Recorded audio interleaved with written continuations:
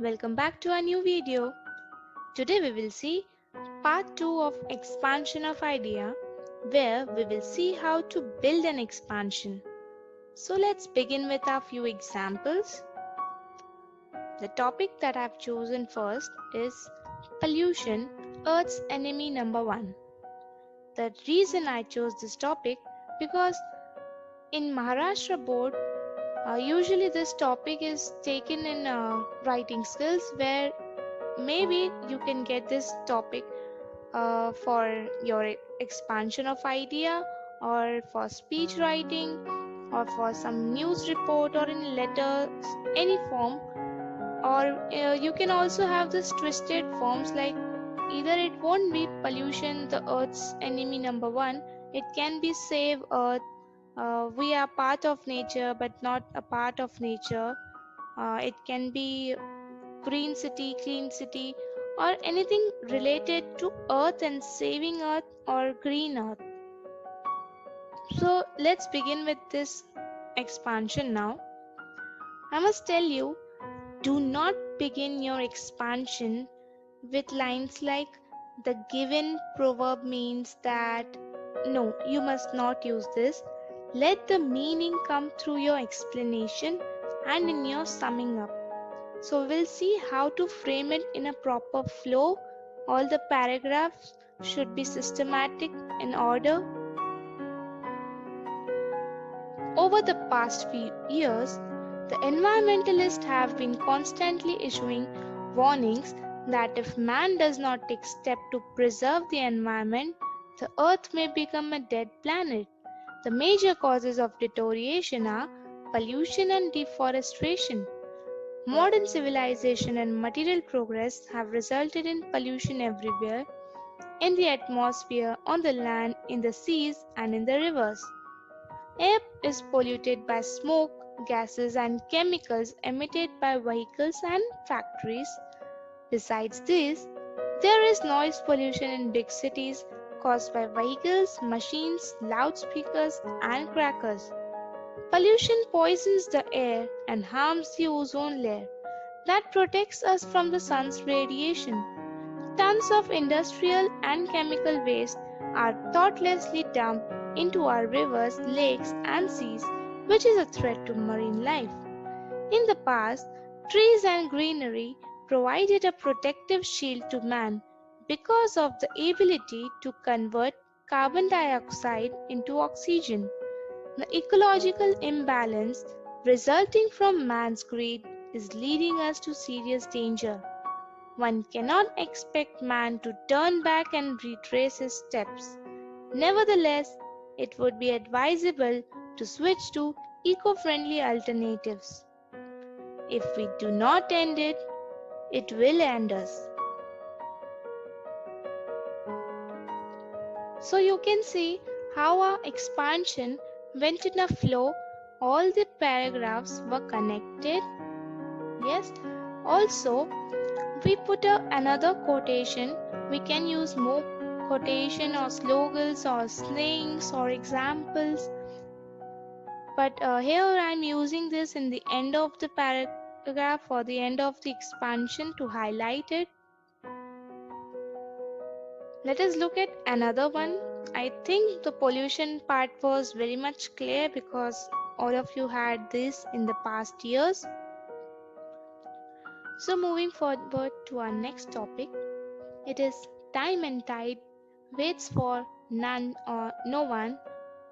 Along with it, we have procrastination is the thief of time, or a stitch in time saves nine. All of these topics have a same meaning, that is, if you sort out a problem immediately, it may save extra work later. So, if you have any of this topic, you can know that all of these mean the same and your matter can also be the same. So I'm just putting a short matter here. You can add your own views on it. Here I am beginning my paragraph with a couplet. So you saw that in the previous example we put a special quotation in the end of the expansion. Here we are beginning with it. काल करे सो आज करे सो अब, पल में प्रलय होएगी, बहुरी करोगे कब? In this couplet, Saint Kabir has clearly tried to explain the human tendency of laziness and procrastination. Flow of time is like the flow of river. There is no stopping to the onward motion of the flowing waters. Similarly, the progress of time cannot be hindered. It is said that lost wealth is often retrieved, lost health can be restored, but lost time is lost forever. Time does not wait for anyone, so if one cannot catch up with it, one has to suffer. Time is an ever moving phenomena which knows no rest. Men should work hard and make full use of the time at hand. By wasting time, they would only land themselves in distress. Life is really very short, and the time at your disposal should never be misused. So, you see here, I begin with a couplet which is actually in Hindi, but we can really use it in our writing skills, but not all the time.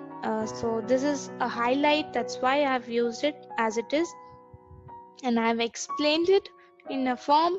I've mentioned who has written it. If you don't know, you can just write the couplet and you can say it is a famous couplet or a doha. And here again, I have highlighted it. You can start from the margin also if you wish. I am just wishing to highlight it, so I have written in the center. See, in the previous example, I told you we can add more proverbs or thoughts at the end or the beginning or the middle, but you need to make sure that everything should go in the proper order, and please never overdo the thoughts and proverbs. You should use minimum 2 or 3, that's it, not more than that. Now let's move forward to our next example, and the topic is the hand that rocks the cradle rules the world.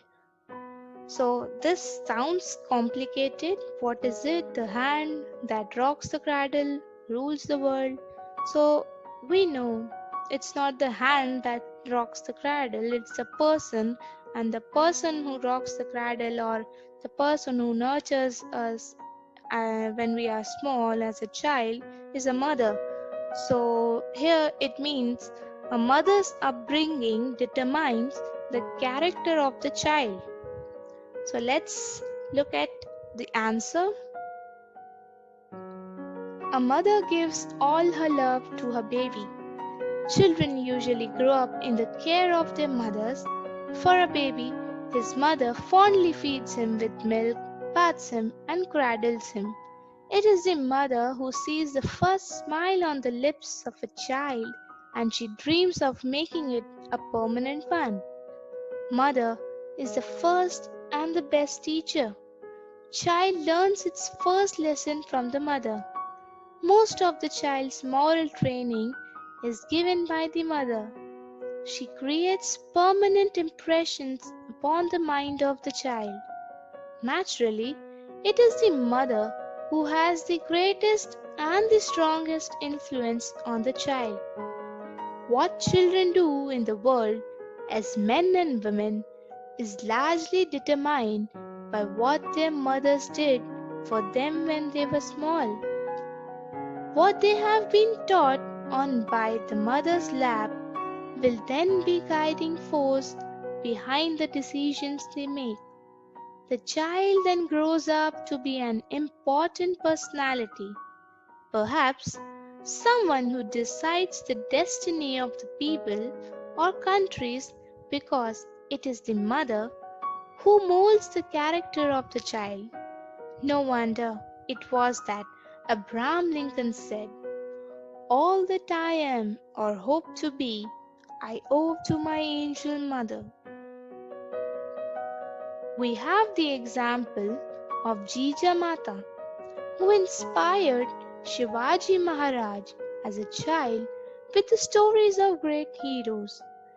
It is this inspiration that led him to lead the battle for Hindavi Swaraj and to establish the Maratha Empire.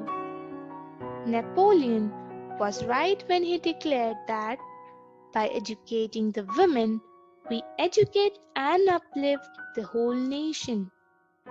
One may not turn out to be a great ruler, but they have been taught by their mother during childhood, and that will guide them throughout their life.